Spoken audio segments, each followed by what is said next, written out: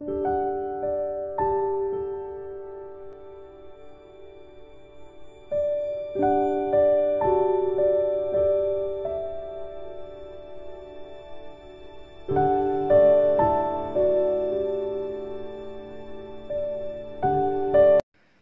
To GST class.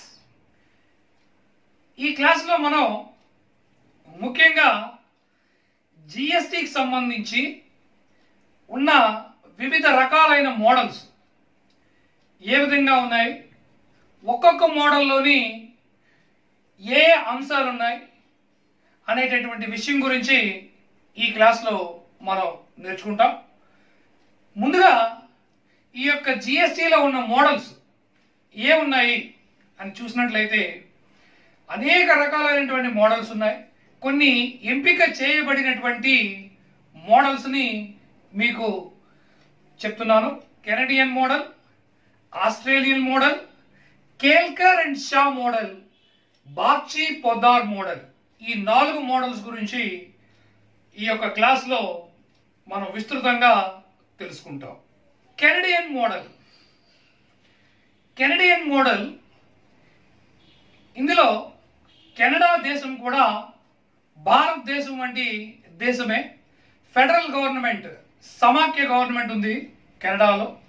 సమాఖ్య government అంటే కేంద్రంలో కేంద్ర ప్రభుత్వం, అలాగే రాష్ట్రాల్లో ఆ రాష్ట్ర ప్రభుత్వం ఉంటుంది. ఈ రకమైనటువంటి ఈ ఫెడరల్ ప్రభుత్వం భారతదేశ ఫెడరల్ ప్రభుత్వాన్ని పోలి ఉంటుంది. ఈ ఫెడరల్ ప్రభుత్వం కావడంతో కెనడా వారు యూనియన్ మరియు రాష్ట్రాల మధ్య ద్వంద్వ జిఎస్టిని అనుసరించడం జరుగుతుంది. కెనడా ముఖ్యంగా 3 రకాలైనటువంటి పన్నుని విధిస్తోంది. కెనడియన్ మోడల్ భారతదేశ పరిస్థితి మాదిరిగానే, అంటే జిఎస్టి మోడల్ భారతదేశ జిఎస్టి మోడల్గా ఉంటుంది. ముఖ్యంగా కెనడాలో ఒక ఉత్పత్తి లేదా సేవ యొక్క తుది అమ్మకంపై వర్తించే పన్నులు సేల్స్ ట్యాక్స్ అంటారు. కెనడాలో ప్రాంతం ఆధారంగా అమ్మక పన్నులు విధించబడతాయి. కెనడాలో ప్రాంతాన్ని బట్టి విధించేటటువంటి పన్నులు మారుతూ ఉంటాయి. కెనడాలో ప్రాంతాలని ప్రోవిన్స్లు అని అంటారు. కెనడియన్ మోడల్లో ముఖ్యమైనటువంటి అంశాలు: జిఎస్టి.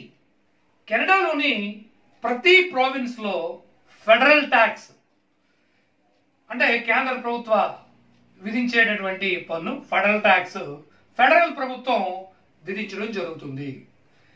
దీన్ని జిఎస్టి అని కూడా అంటారు కెనడాలో. మరొక రకమైనటువంటి పన్ను పిఎస్టి. అంటే జిఎస్టితో పాటు ప్రతి ప్రావిన్స్, ఇక్కడ ప్రావిన్స్ అంటే స్టేట్ అని మనం అర్థం చేసుకోండి, ప్రతి ప్రావిన్స్ ప్రొవిన్షియల్ సేల్స్ ట్యాక్స్ అనేటటువంటి ప్రాంతీయ పన్ను విధించడం జరుగుతుంది. అలాగే కొన్ని రకాల ప్రాంతాల్లో హెచ్ఎస్టి.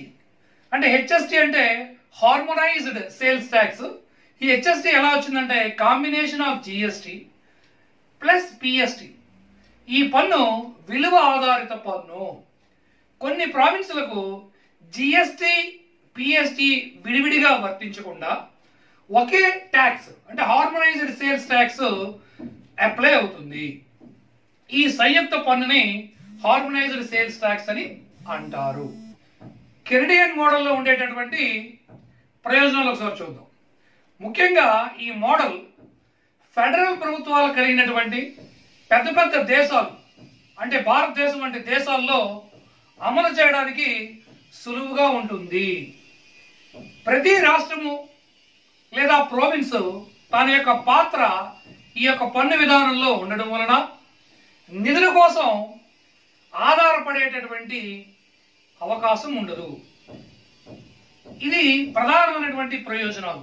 ఈ ఫెడరల్ ప్రభుత్వాలకి ఈ యొక్క విధానంగాని అనుసరించినట్లయితే, కెనడియన్ విధానంగాని అనుసరించినట్లయితే కలిగేటటువంటి ప్రయోజనాలు. ఈ మోడల్లో కొన్ని పరిమితులు ఉన్నాయి. ఆ పరిమితులు ఒకసారి చూద్దాం. ఇక్కడ వివిధ రాష్ట్రాలు లేదా ప్రోవిన్సులు రేట్లలో తేడా ఉండడం వల్ల ఏకరూపత లేకపోవడం, ప్రాంతాల మధ్య అసమానత ఏర్పడేటటువంటి సందర్భం ఏర్పడుతుంది. అలాగే అడ్మినిస్ట్రేషన్ చాలా క్లిష్టతరం అవుతుంది. ట్యాక్స్ అడ్మినిస్ట్రేషన్ అంటే పన్ను నిర్వహణ అనేది కూడా క్లిష్టతరం అవుతుంది. ఇక్కడ ఇంకొక రకమైనటువంటి ప్రధానమైనటువంటి పరిమితి ఏంటంటే అన్ని రకాల వస్తువులపై ఒకే రకమైనటువంటి రేట్ ఉండడం వలన నిత్యావసర వస్తువులకు మరియు విలాస వస్తువులకు తేడా లేకుండా ఉండేటటువంటి అవకాశం ఉంది. ఎవరైతే పేదరికంలో ఉంటారో వారికి ఈ యొక్క విధానం ప్రతికూల ప్రభావాన్ని చూపిస్తుంది అని చెప్పడంలో ఎటువంటి సందేహము లేదు. ఇప్పటివరకు మనం కెనడియన్ మోడల్ అంటే ఏంటి, కెనడియన్ మోడల్లో ఉండే ప్రయోజనాలు, పరిమితుల గురించి తెలుసుకున్నాం. ఇప్పుడు ఆస్ట్రేలియన్ మోడల్ గురించి, ఆస్ట్రేలియన్ మోడల్లో ఉండేటటువంటి ప్రయోజనాలు ఏంటి, పరిమితులు ఏంటి ఒకసారి చూద్దాం. ఆస్ట్రేలియన్ మోడల్, ఈ ఆస్ట్రేలియన్ మోడల్ ఎస్పెషల్లీ వస్తువులు మరియు సేవల సరఫరాపై మరియు దిగుమతి చేసుకున్న వస్తువులపై విధించేటటువంటి విలువ ఆధారిత పన్ను. చాలా సందర్భాల్లో వస్తువులు లేదా సేవలు ఎగుమతులకు లేదా ఆస్ట్రేలియా వెలుపల వినియోగించే ఇతర వస్తువులకు జిఎస్టి వర్తించదు. సో ఆస్ట్రేలియాలో ముఖ్యంగా వస్తువులు మరియు సేవల సరఫరాకు సంబంధించి దిగుమతి చేసుకున్న వస్తువులపై విధించేటటువంటి పన్నుగా జిఎస్టిని అభివర్ణించడం జరుగుతుంది. ఎగుమతుల విషయానికి వచ్చేటప్పుడు ఆస్ట్రేలియా వెలుపల జరిగేటటువంటి అంశాల గురించి, ఇక్కడ వ్యాపార అంశాల గురించి పన్ను మినహాయింపు ఇవ్వడం జరిగింది. ఆస్ట్రేలియాలో అనేక వస్తువులపై 10% వస్తు సేవల పన్ను విధించడం జరుగుతుంది.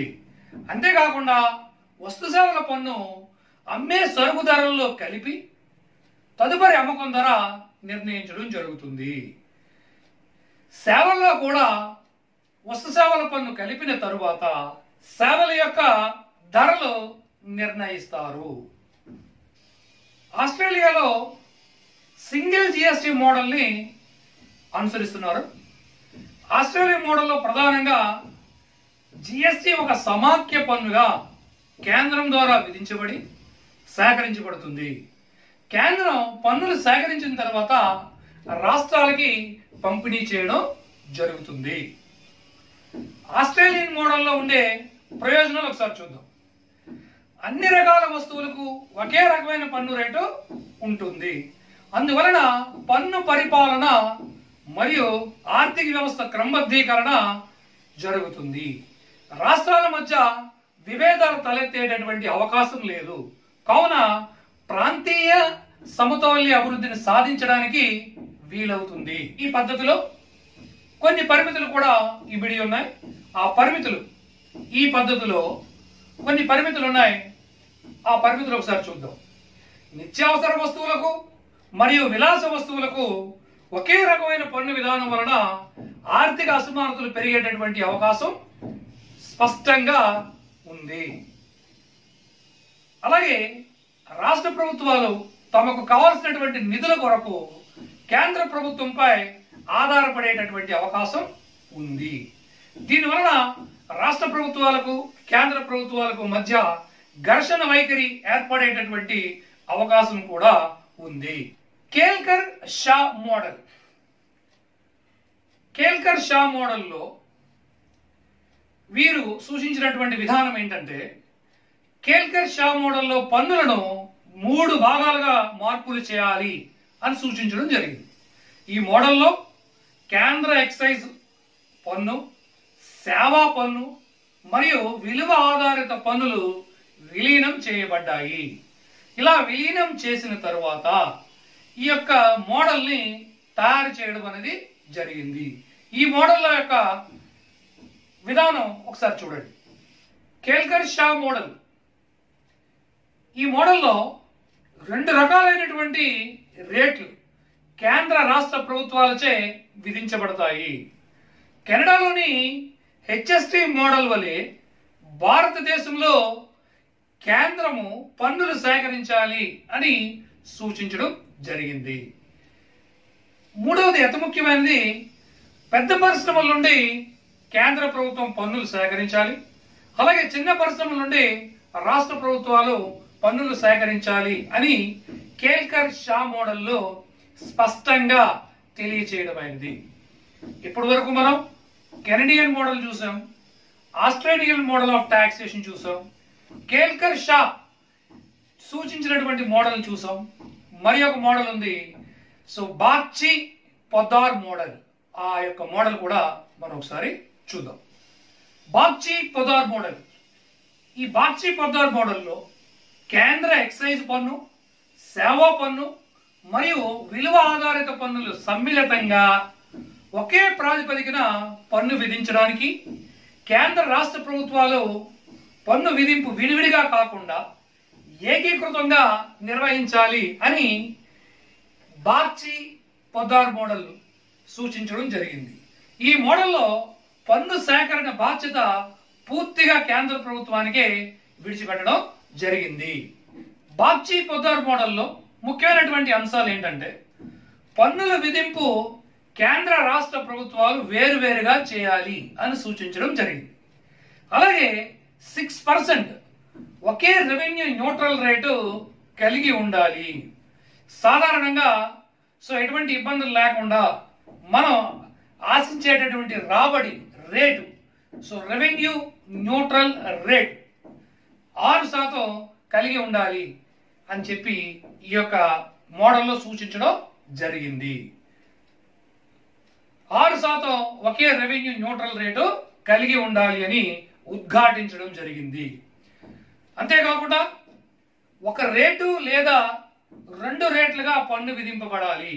పన్ను విధింపుల్లో రేట్లు అయితే ఒక రేటు కానీ లేదా 2 రేట్లుగా కానీ పన్ను విధింపబడాలి అని సూచించడం జరిగింది.